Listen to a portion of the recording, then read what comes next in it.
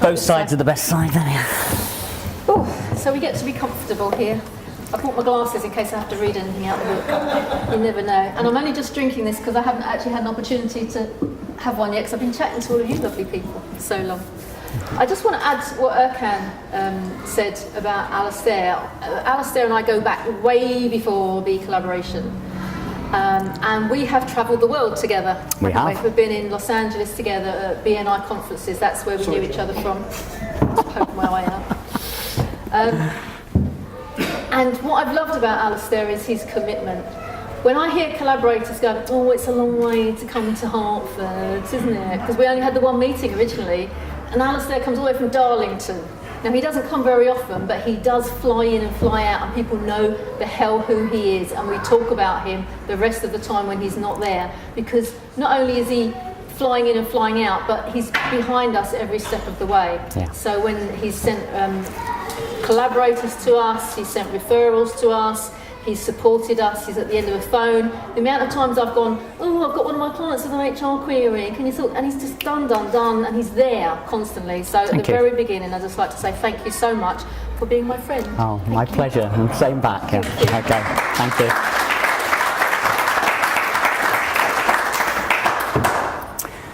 Okay, so we're just going to have a bit of a chat here, so you just go and do whatever you need to do.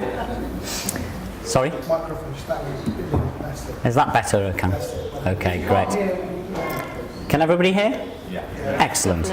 So we're just going to have a little bit of a chat here about what BeCollaboration was all about and the journey, I suppose. And it's great that that's now been put into a book, because it allows an opportunity to get a little bit more of one-to-many, because we can only tell the story one-on-one so many times. So the opportunity to get to a wider audience means that this movement that's been started gets some more traction, and that's what we're aiming for. So one of the things that's quite important to me is why. Why do we do what we do? It's one of the things that most people forget to think about.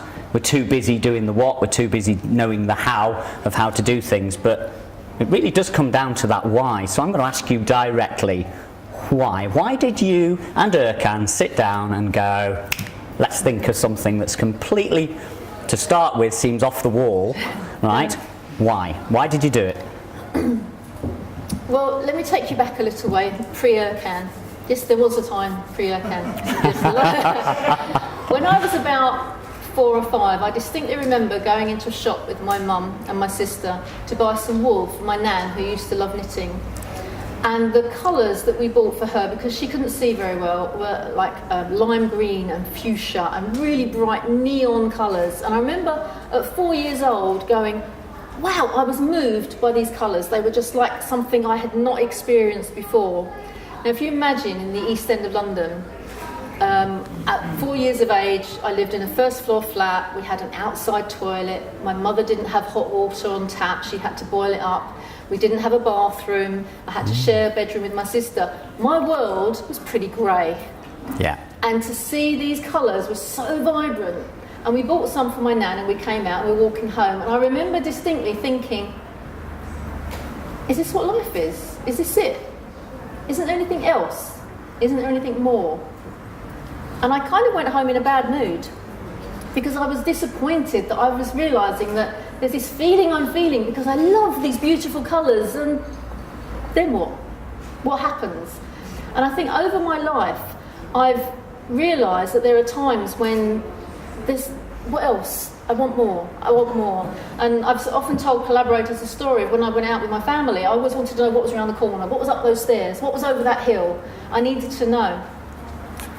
So when I came across Erkan, it was very much some jigsaws were being put into place for me. And I realised that what I'd done, and I'd had a jolly nice life, got 2 beautiful daughters and had a career. I was a business coach, and I'd tried being a teacher in a primary school, and I loved that. I didn't like the rules that went with it, but I loved the kids. So I'd known how to have a great time, but I was always kind of searching, always looking for something more. And I think connecting up with Erkan made me really see the bigger picture, because until then, like many of us, I had been in society doing what I was supposed to do. You're supposed to get a boyfriend. You're supposed to fall in love. You're supposed to go and live together and maybe get married and have children and 2.4. And it's like, what now? What next? What is that it? Is that it? And I'd done a really good job. And wherever I'd been, I was striving to be better. So even when I worked for local government, I hated it. But I was really good at it because that's what you're told to do, aren't you? You have to behave and Absolutely. do the right thing and do what you're supposed to do and what society wants from you. So it wasn't until I spoke to Erkan I realised that I had been kind of indoctrinated into this, that's where you're going. And you hit a certain point and nobody knows what to do with you after that. And it's like, okay, so what about the education system that's rubbish? And what about the political system that I never really understood because they weren't talking any sense? And, you know, what about money?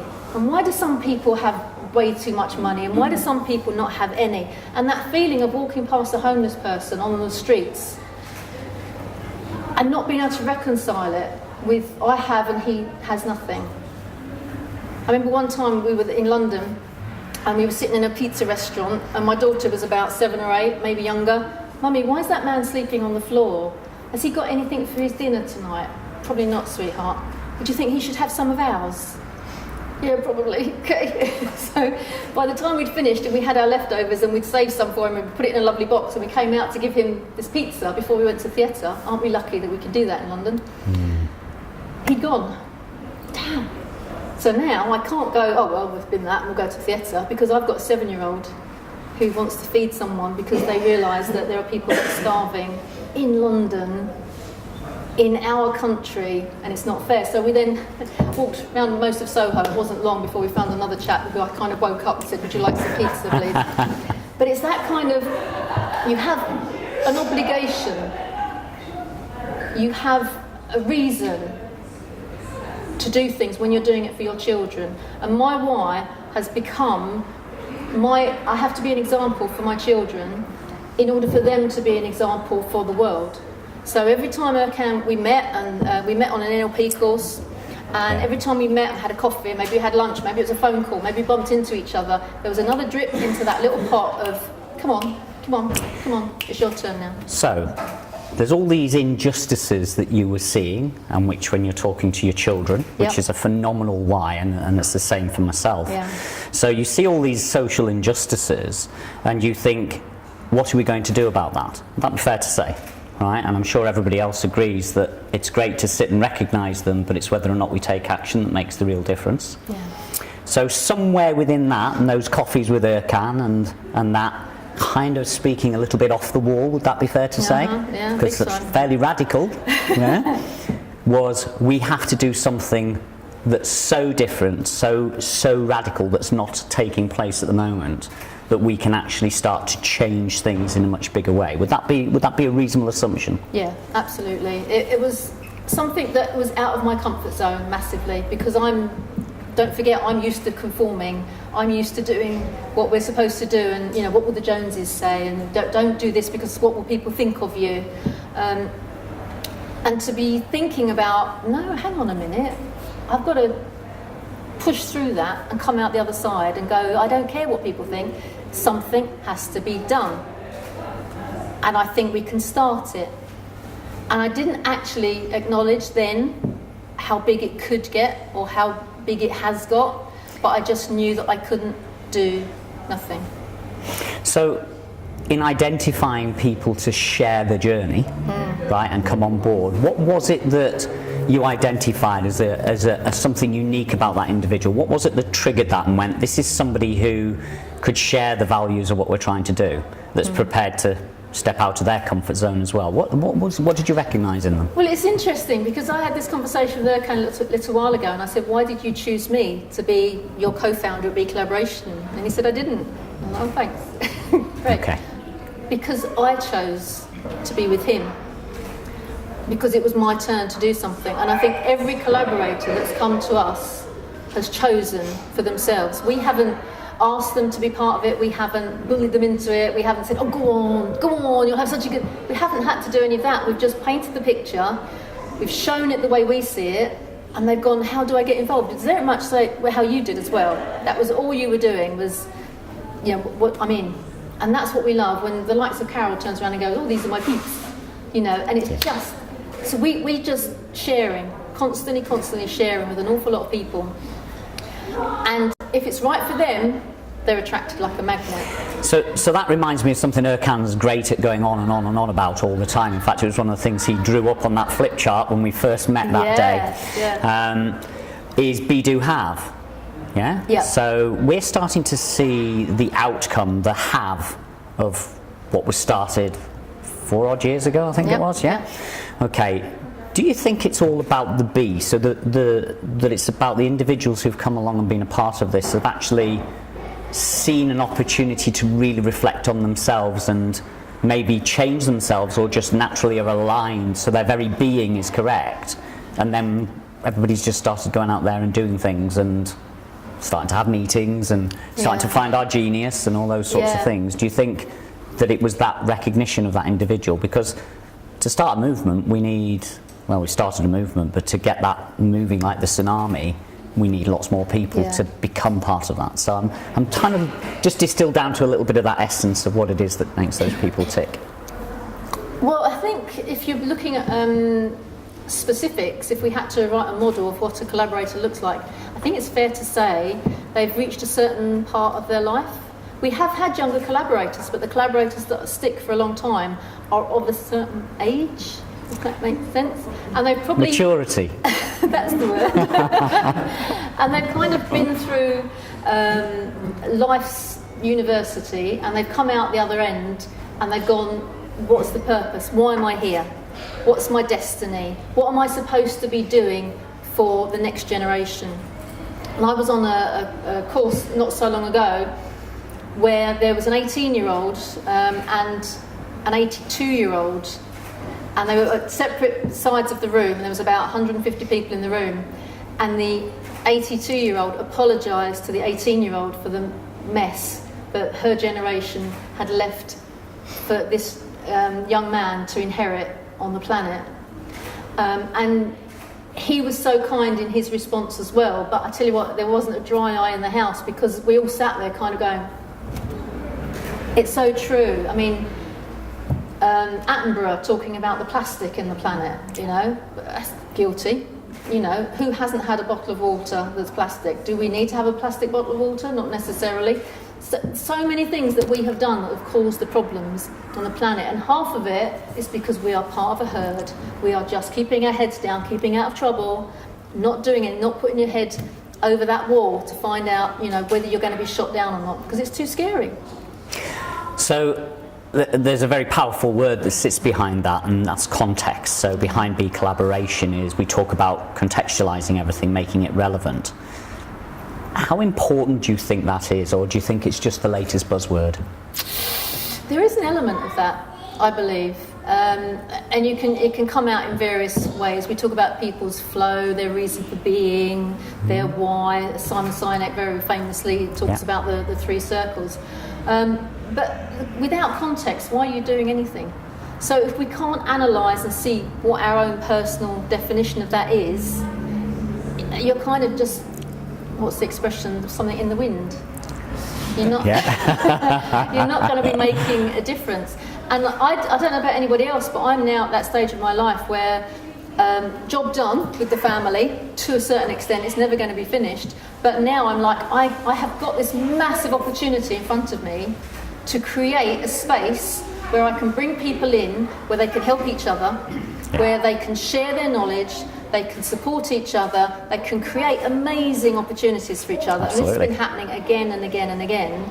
And potentially, as it grows, we can have a bigger and bigger impact on the society's conscience of where we are going. And sometimes I talk about that and I think, this is too big. This is too big. So I kind of scale it down and go, yes, but if you can help the person sit next to you, then that's good. That's fine. That's good enough. But it's not good enough. And I'm realising now that what I have to do is make sure that I'm not just going, oh, that was a really nice talk, Alasdair, well done. But I'm going, that was great, Alasdair, but what you could have done, and it's my responsibility to, in Angela Makepeace's words, where is she? to be the best you that you can be. So if I say to somebody, what you did was great, but you really could have done that, that would have been amazing, I want them to be able to see how they can be better than they ever thought possible for themselves. Now, if we were able to impact that to everybody, if every collaborator had that within them, to make the person next to them and the group of people and possibly the whole BeCollaboration group and the whole BeCollaboration community, if they could up their game for that, what impact could we have? It's the nth degree. How far could we go with this? So I have to apologise for playing small. And I think probably in the last 4 years, I've been jogging along. I think we can do so much better. But that's about our self-limiting beliefs, isn't it? Yeah. You start at the beginning, you went, really? Is this something we can do? Yeah. Who are we to do something like this? Yeah. So I would see that there's a real element, and when we bring the collaborative groups together and we start helping each other and we start sharing our genius and our reasons for why we do what we do, there's a very strong, powerful message that we're helping people to get beyond themselves. Yeah. Not in a negative way. That sounds terrible. I don't mean that, but I mean recognising that we're so much more than we are. Would that be fair to say? So let's just go on a little further, and what do you see as the real social impact of BeCollaboration? Well, my dream is that if there was a BeCollaboration group in every town, and those people from that group were able to start BeCollaboration meetings in the local schools, and those children were empowered to be the best that they could be for what they chose to do, what they were passionate about, rather than have it taken away from them. It's like, oh no, you can't possibly do that. You don't know anything about maths, you don't know anything about science, you couldn't possibly do that. If we stop that happening, then we are feeding into the next generation that promise that they can do anything. And we talk about making a difference. What we're really talking about is changing the world. And I don't think it's a great place at the minute. We're very cosy here in lovely Hertford, and we could just put our blinkers on and be fine and, meet the Grim Reaper and go, job done. But it's not enough when we know there are people not that far away starving on the streets. So I see a time when we could have a knock-on effect. We can, what's the expression? We can reach a level where there are enough BeCollaboration groups in this country and possibly abroad where everyone will know somebody that's in BeCollaboration, and everyone will have been touched and inspired and supported and cared for and loved and nurtured because they knew a BeCollaboration member. And it would be lovely to be able to say the world is a better place because of BeCollaboration. Okay, it's very powerful. So you wrote the book? I wrote the book. Okay. So just like that, yes. So what was your biggest challenge to even start and get going? What was it that slowed you up in doing this? What was it that helped you get through those difficult moments? That's a good question. I think like most things, when you know it's a big job, you do put it off. Oh, I'll do it next month. Oh, I'll do it next year. And I think it got to the stage where there were a few people saying they were writing their books, and I was like, oh, flip, stop this. They're talking about it, I'm just going to do it. And the reason I wanted to do it is because I heard a lot of people listening to Erkan and being inspired by him, but then not knowing what to do with it. And so what I wanted to do is to take his words and our mission, but make it accessible to everybody. So that somebody could read that and go, oh, I get it now. I heard about it, but I didn't really, that's what it's about. So I then had my why, because I knew I wanted to translate it to many, many people so they could get it and understand it. And the thing is, a lot of the stories in there, a lot of our collaborators are, oh yeah, I know that one, oh, I know that one, Gill said that before. But if you're a brand new collaborator and you don't know anybody, to have that book given to you and you can read it and you've got the background, all of a sudden you feel like you're part of the community because you know those stories. You know, oh my goodness, that's Scott. Oh flip, that's Angela. She's the one that, oh wow. And you feel included straight away. So part of the purpose was to make sure that by writing the book, it made it accessible, more accessible to our collaborators, but also to people who knew nothing about BeCollaboration but could read that and go, oh yeah, I get that now. I wanted to make it easy for them to understand without having to work hard at it, without having to be at a higher intellectual level, or without having to think about the macro. They could just get it for who they were and where they were. But we also talk about the big picture as well, so it flows. Because contextually, to use that word again, what BeCollaboration's doing is a big thing. It's not just something that's going to happen in Hertford. It's starting to travel from Darlington for starters. So, I was talking to Graham Weimiller, the chief executive of BNI in Los Angeles. So that's starting to get some sway, and collaboration is becoming part of the common parlance. People are starting to use that as an expression. How do we collaborate with each other to get more? It's the old, one horse can pull so much, two horses can pull this much, but actually four horses can pull multiples of that. And I think that's where we're starting to get to, that snowball's over the top of the hill and it's starting to get momentum. So what I think the book does is it helps open that and remove some of those barriers, because when you first walked into a networking room, you were probably like me and didn't mind. But most people are really fearful of walking into a room full of people, especially a room full of people like collaborators who are already on a different level. Okay, so giving that ability, that chance for people to have some understanding before they walk in, I think it's a very powerful message. I think that allows those barriers to be removed quite substantially and make it much easier for people to engage. And the hope is therefore that snowball will keep rolling and rolling and rolling a lot faster. What's interesting, you're talking about BNI, is that Ivan Meisner, the founder of BNI, who started that 33 years ago, he has very kindly recommended this. And when I spoke to him about it, about the book and about the movement, he was very accommodating, because he acknowledges now that BNI as a networking organisation really needs to understand what collaboration is all about. And I've always said they go kind of hand in hand. They do. And you agree that, but there are a lot of people in the BNI world that go, no, you can't have 3 business coaches in the same space. That's outrageous. It's competition. You shouldn't be having that. And we're like, no, put 3, 4, 5. We had a dozen coaches in BeCollaboration at one point. And it was amazing. It's a bit like herding cats. It was a bit difficult. There is that. But so I think the world is changing, and I think Ivan and Graham, as you were saying, are acknowledging now that the dinosaur that was around 33 years ago and it was all new and shiny actually has to morph into something new in order for it to continue in the 21st century. Because a lot of people think that networking online is fine. And this is my worry, is that a lot of people won't do this kind of thing anymore. They won't come out and see real live people. They'll stay in their little bedrooms and they'll be tapping away and networking online. And there's a place for that.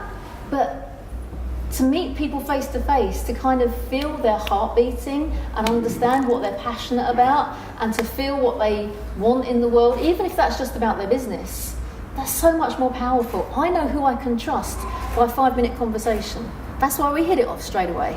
And it doesn't take long to that little click to go, I know you, you know me, and I can see your heart and I can see you're special.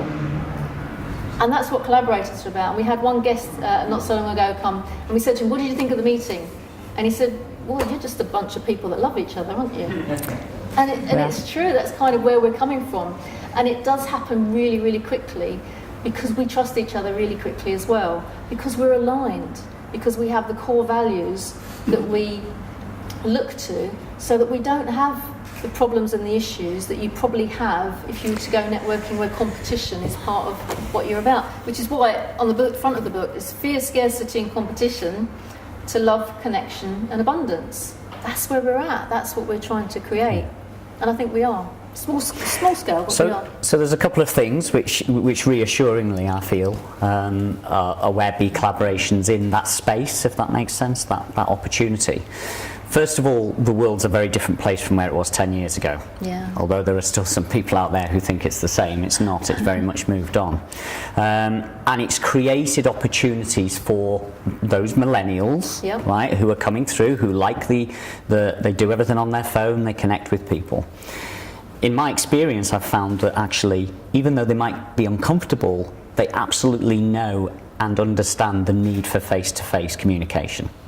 So they, being given an opportunity and an easier way in to do that, will open that opportunity for that age group, which means we can then influence the younger generations who are going to shape the future for us. So that's a very powerful thing.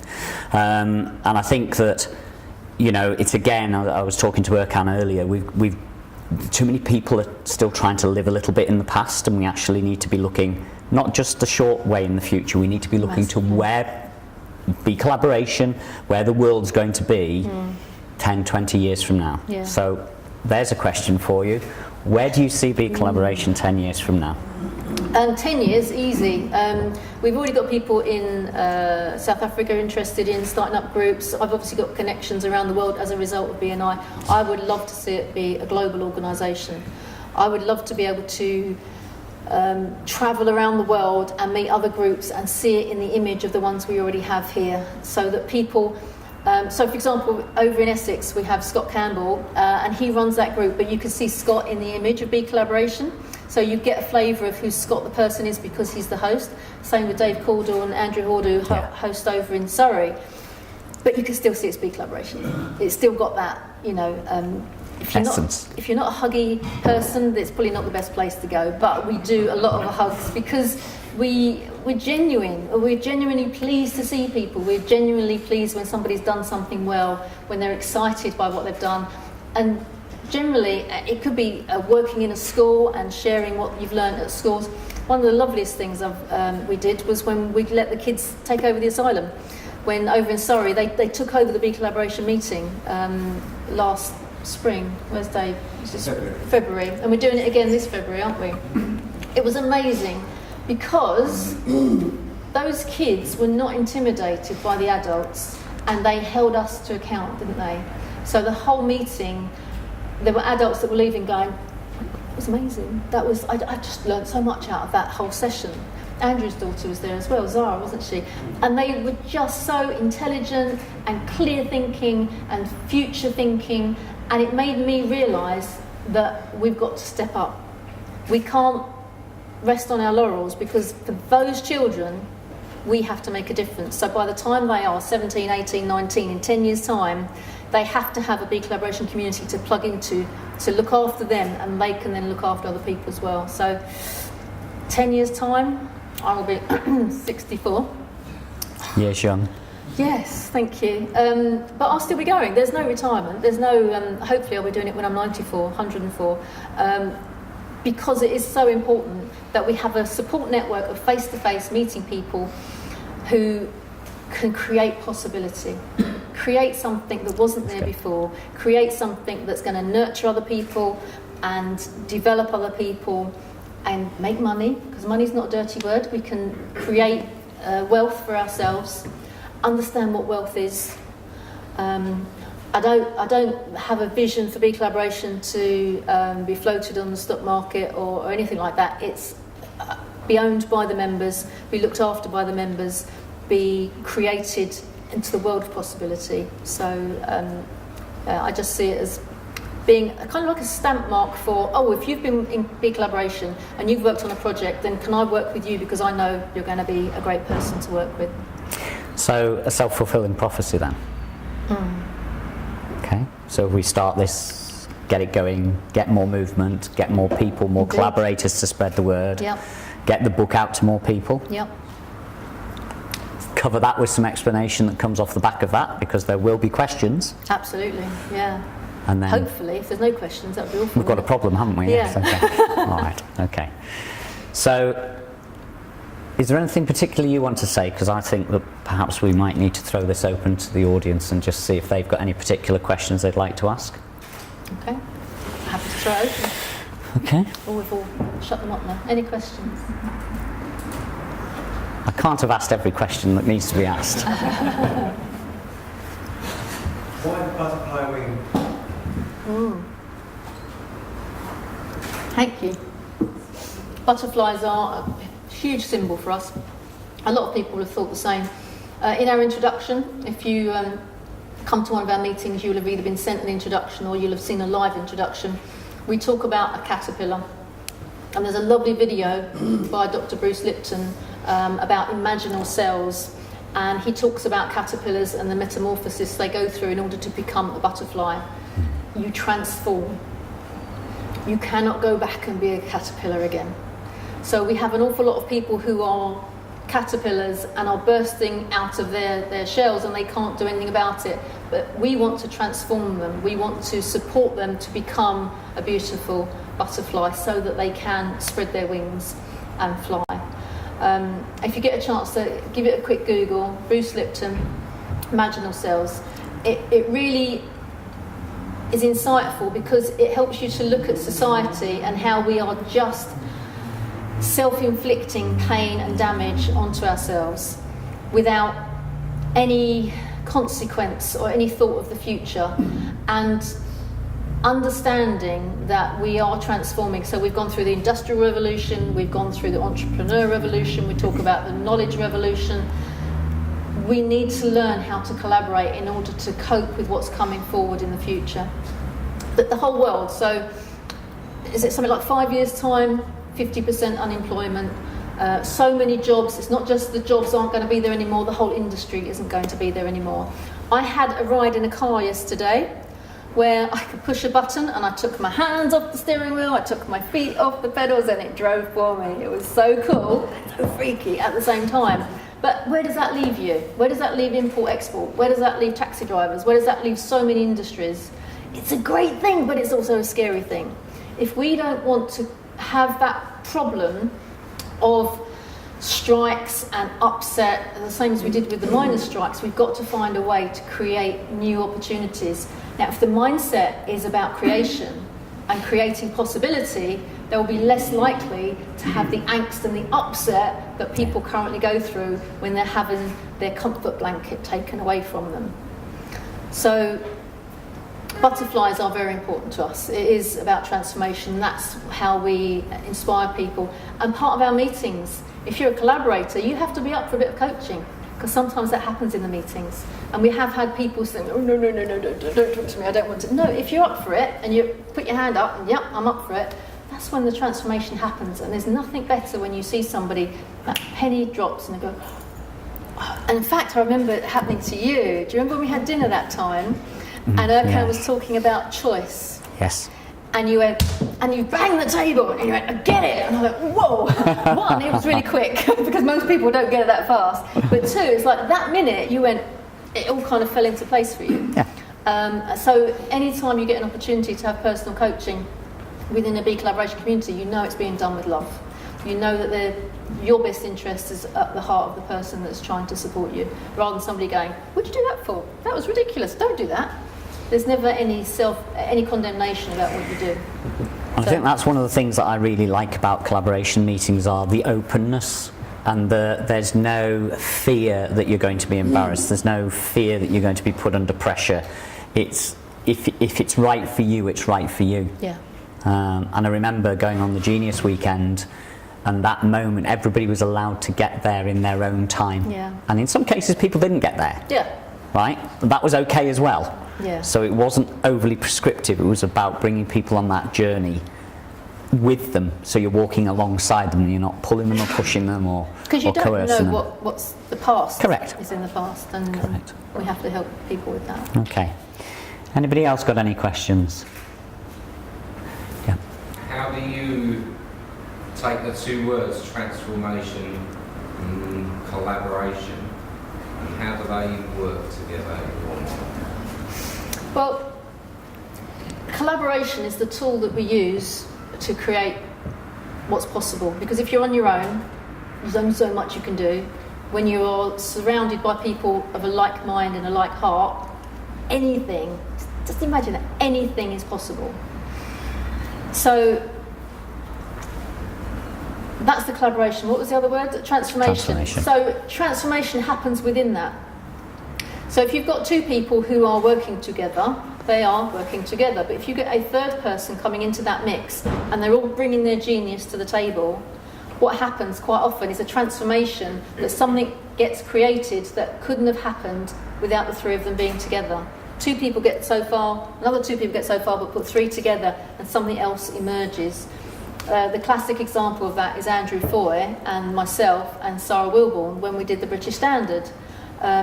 Andrew obviously having all the knowledge in the world about how to deliver the British Standard. I had all the knowledge in the world at that point about BeCollaboration, and yet it was still like going through mud because it was like me fitting into a system that didn't feel comfortable. And then we brought Sarah into the mix, and she translated what I was saying so it fitted more with what Andrew was saying. Then Andrew saw it and went, well, let's not change that, let's do that. So we actually created something. When the auditors came in, they said, well, you're not a normal company really, are you? Not that you're not a normal company, but and so he had to actually change some of the standard in order to fit us rather than the other way around. Transformation. So when it's working in a transformational way, it has a knock-on effect. So if you ever get an opportunity where somebody is saying something that you've said because of BeCollaboration, it's something you've heard of BeCollaboration and you've taken it out into that world out there, and somebody has maybe quoted you on that. I know that's happened to Scott in the past. That's when you know you're having a transformational effect outside of the room. Because we can all have a lovely club in BeCollaboration, but it's what happens outside there and how we affect other people that haven't got a clue about transformation, haven't got a clue about BeCollaboration, haven't got a clue about context. They've just got their head down and they're trying to pay their mortgage and earn some money. And that's exhausting. And I want to just free up as many people as possible to know that there's another way and another way of being that will fill them with joy. Okay. Anybody else? Thank you for that. Anybody else? Okay. So,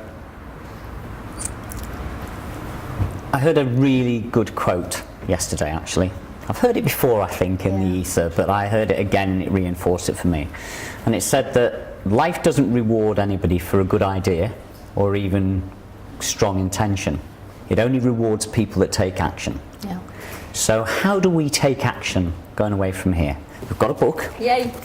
Right? We've got a book. Got to mention the book because, you know, that's what we're here for. That's what it's all about. That's what it's here about. What do we do? What's the action that we as collaborators need to go out and take going forward? There's a few things you can do.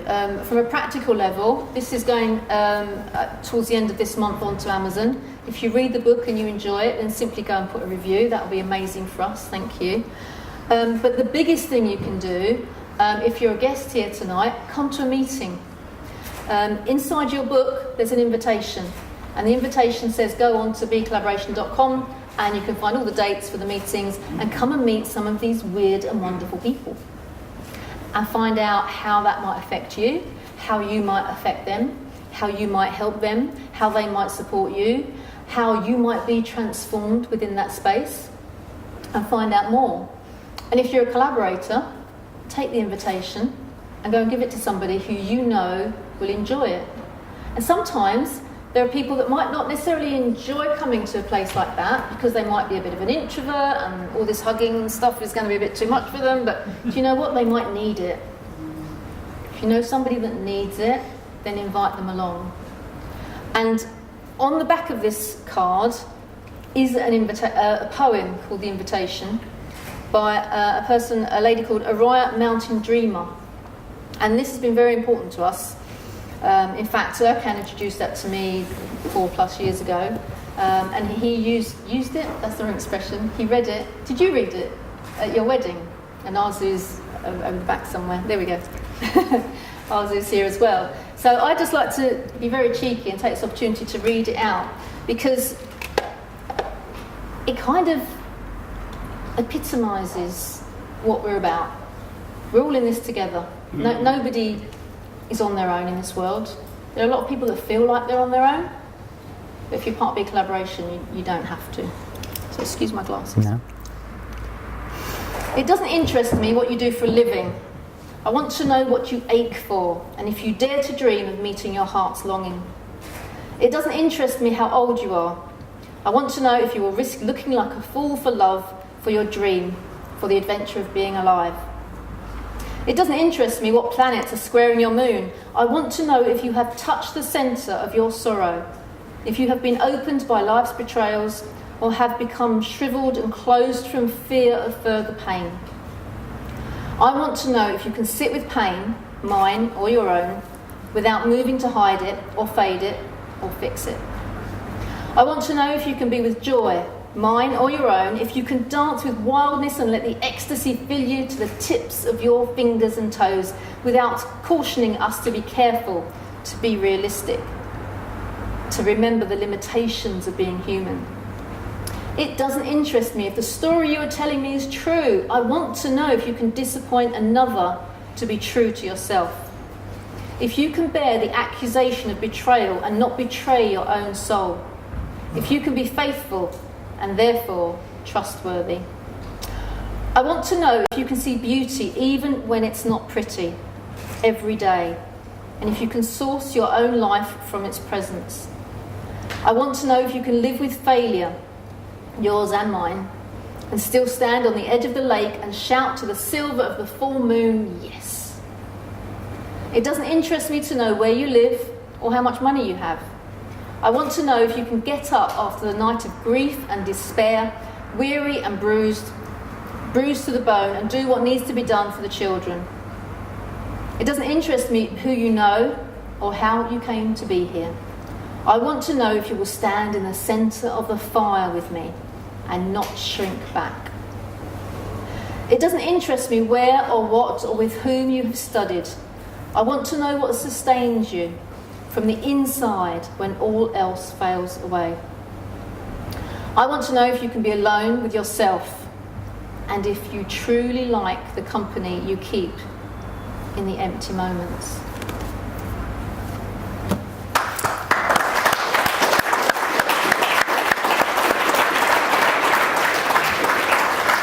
Well done.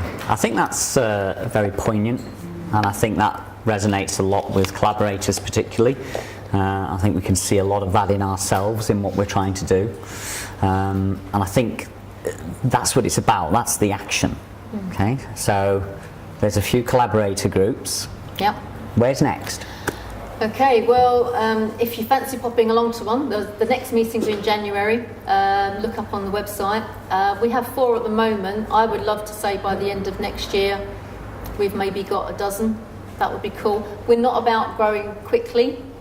We're about growing steadily and attracting the people that are going to be committed to us. We don't want people that are going to come in and then disappear out. We want people that are going to be consistent and grow with us, grow individually and grow the groups as well.